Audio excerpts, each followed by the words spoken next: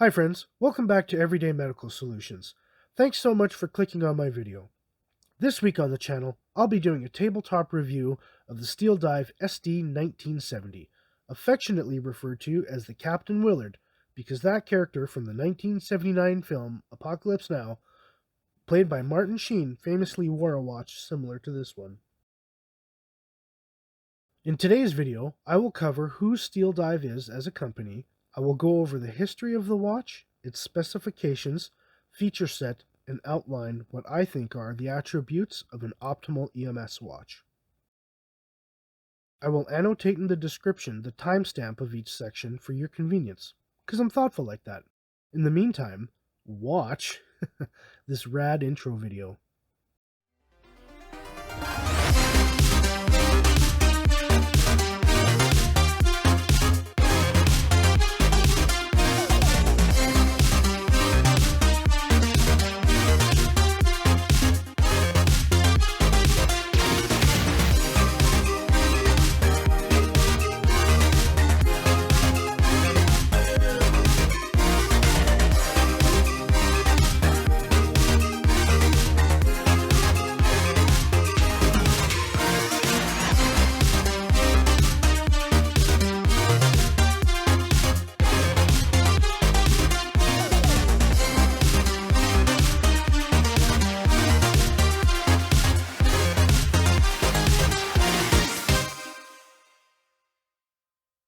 Alright, here's some demographics.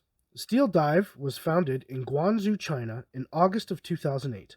They have a 2,200 square meter manufacturing facility. For comparison's sake, that's 1.5 hockey rinks, 2 Fort Knoxes, or half the size of Bill Gates' house. Those are real comparisons, by the way. At their facility, Steel Dive has 20 automated production lines, in addition to several testing and quality assurance facilities. Steel Dive has decided to set themselves apart from their competition by adhering to the principles of quality manufacturing and customer service. And by the end of the video, I'm sure you'll agree that they have met that goal. So, the SD1970 is what they call an homage to the Seiko 6105. That's the watch that Captain Willard wore in Apocalypse Now. Fun fact, the antagonist in that film wore a Rolex GMT Master. So an homage is a copy that's not trying to explicitly pass itself off as the original. That is, by not putting the name of the original on it. On eBay right now, Seiko 6105s are selling for between $500 and $3,500 USD. In 2020, Seiko re-released the 6105 as the Prospex SPB 151, and that sells for $1,300 US. I bought the SD1970 a year ago for $100 Canadian dollars. Here's the box mine came in. It has 4 clasps that fasten snugly in place, and there is a rubber O-ring, and Steel Dive claims that this box is waterproof. Inside, the watch came in bubble wrap inside a Ziploc bag, sandwiched in foam, packaged very well. Under the foam is where the literature and international 3-year warranty are. Let's dive in for a head-to-toe assessment. The case is 43 millimeters wide, 13 millimeters thick, and has a lug-to-lug measurement of 46 millimeters.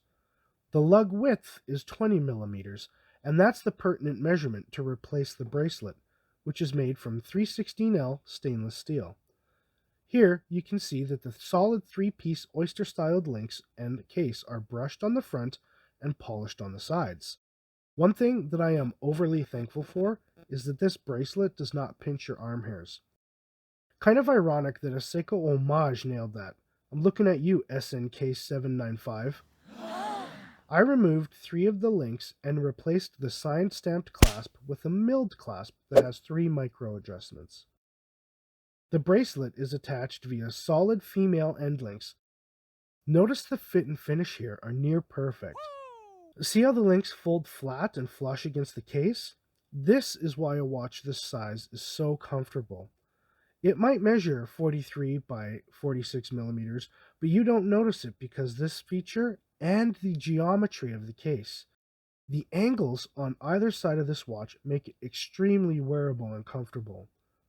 The shape of the case is referred to as a pillowcase, or by some as the mini turtle. Notice how the body of the case acts as a crown guard for the 6mm signed screw-down crown located at the 4 o'clock position. The heart of this watch is the 24-jewel Seiko NH35A movement. I think that it's great that Seiko is still getting some cash out of Steel Dive making a replica from their classic watch. The NH35 is widely used by many micro brands and Seiko proper alike. It is a hackable movement, which means that the second hand stops when you pull the crown out to the second position. This allows you to set an exact time. The first position sets the date. The SD1970 is an automatic watch capable of hand winding and has a 41-hour power reserve. The movement operates on 21,600 vibrations per minute, making it 3 Hz. So that's 6 ticks a second. Now, would you look at that dial? I think that is beautiful. We have applied indices surrounded with high polish frame, a double large angled marker at the 12 o'clock, large rectangles at the 6 and 9 position giggity, and a beveled high polish frame date window at the 3 o'clock position on a white background, which gives a sense of symmetry with the other indices. There is a printed logo and minute track in white and the 200-meter water resistance in red, which ties nicely in with the red on the traffic light, second hand, which also kind of looks like a boat oar, which is totally consistent for a dive watch. The baton-styled hour and minute hands are polished but are flat, lacking the dimensionality featured on the original and re-released Seiko watches, but still contrasts nicely against the black dial and chapter ring. The hands and indices have Swiss Superluminova C3 on them, which glows green, and the 120-click unidirectional ceramic bezel has BGW9 Superlume, which glows a beautiful shade of blue. Something I'm glad to share with you, this watch right here has the best lume I have ever seen on a watch. It's better than Rolex, Tag, Omega. It's just the best. Honestly, I'm a little concerned it might be radioactive. What I'll do before bed is give it a quick zap of light from my Olight Mini Warrior at 10:30 p.m., and the lume is still good at 6:30 a.m. when I wake up. And not just barely usable, like still quite bright. Now, the color of the lume on those exotic brands are beautiful and soothing. They're just remarkable. But holy doodle, is this lume ever functional? Some people have an issue with the 2 different colors of lume on this watch, and arguably 3 different tones. But I think this looks awesome in the dark. Sunlight charges this lume really quick, and when you go someplace dark, it just looks so striking. You either love it or hate it, I suppose, and I love it. Personally, I blast the watch with my flashlight before hopping into bed because for about 5 minutes, it acts like a good night light, letting me navigate my room in the pitch black. It's that bright. I bet it's 1 lumen minimum. Now, for the $100-ish Steel Dive is selling this watch for, they actually put a flat beveled sapphire crystal as the mirror. They even put a blue anti-reflection coating on the underside of it as well. The fact that you get those 2 features alone makes this price an insane value. Rolex does not apply any AR coating, while Omega applies a top and bottom coat. Something else I've noticed is that if you look at the dial from certain angles, the beveled sapphire makes it look like there is a minute track on the chapter ring. I kind of get a kick out of that. I think that's really neat. Looking at the back, we can see the Steel Dive logo etched into the screw-down caseback, along with the text, all stainless steel automatic movement, NH35 Dive 200 meter by Steel Dive. All of this value packed into this 170-gram watch. Amazing. Especially considering a beat-up original can sell for $3,500 USD. The fact that this is going for $120 on the Steel Dive website is crazy. And it boasts all the same or better stats on paper, with Seiko only offering minor to moderate improvements with regard to the fine details and fit and finish. I confidently put my street cred on the line recommending this watch to anybody looking for an entry-level automatic dive watch.